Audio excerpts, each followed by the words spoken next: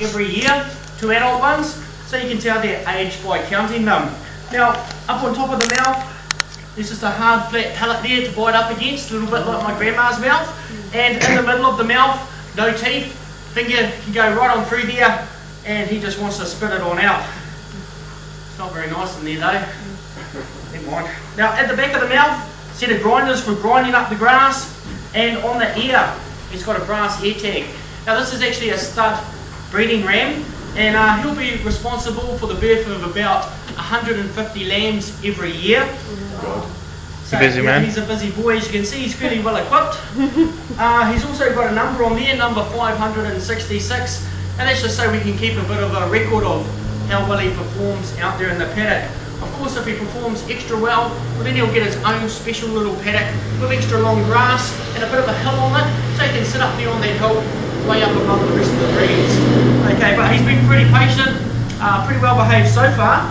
Hopefully he stays that way. We'll just shear him nice and slowly. We'll see how we get on. That wasn't a very good start. Someone just slide that across. Thank you.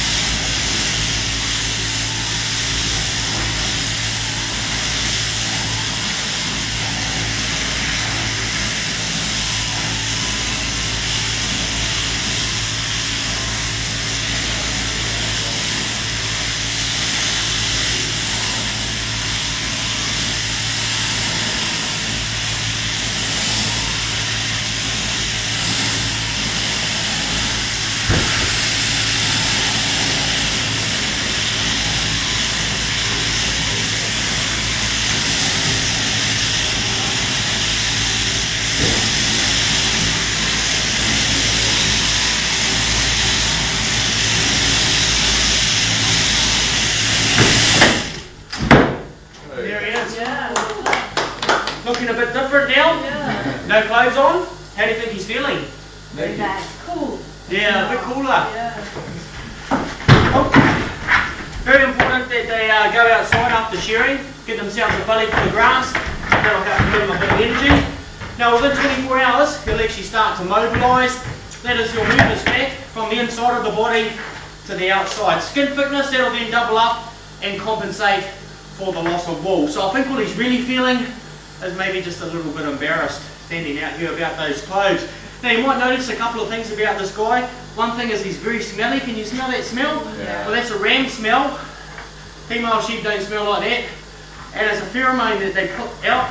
Lets the girls know that they're around and it's time for action. Mating season's coming up. Only works for sheep though, I'm afraid. I've tried going to the pub stinking of rams, and of course the girls, they just all look the other way. Now another thing that you might notice about him, and you will if you come up and touch him, but I'll give you a bit of a demo, is he's got oil on his skin. Now that's a natural oil that the sheep produces. It's what they call lanolin. Very good for the skin. They use it in cosmetics and moisturisers and that type of thing. I've actually been using it every day for the last 20 years, and I'm turning 76 tomorrow, so it really does work. Yeah, well, he's pretty happy, so we'll pop him away up there.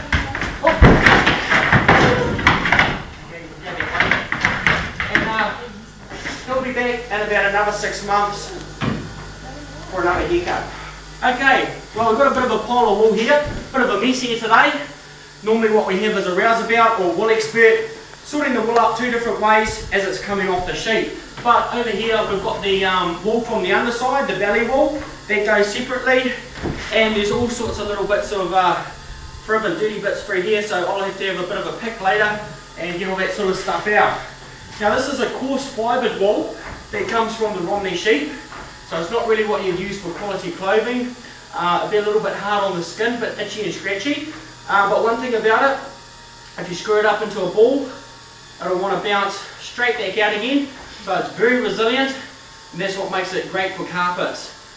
Now this is mostly exported to China. They turn it into carpets and then they sell it back to us at about 15 times the price. Now another thing about the type of wool that you use for making quality clothes comes from a different type of sheep. It comes from the merino, and it's much finer. Now they measure the fineness of the wool by measuring the thickness of one single strand of the wool. So it's obviously a very small measurement. It's what they call a micron, which is about 1,000th of a millimetre. Now if it's down around 10 micron, which is very fine, it's almost like silk. It goes into making real quality clothes, business suits that have price tags of around $30,000 on them.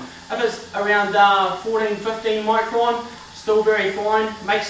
Goes into making quality woolen garments, gloves and hats and that type of thing.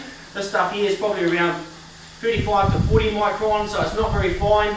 It's only worth around $3 a kilo. The 10 micron wool though, it's worth around $80 a kilo. So there is a huge difference in product. Does anyone have any questions about the shearing? About the wool? No? Okay, well we've got one more job.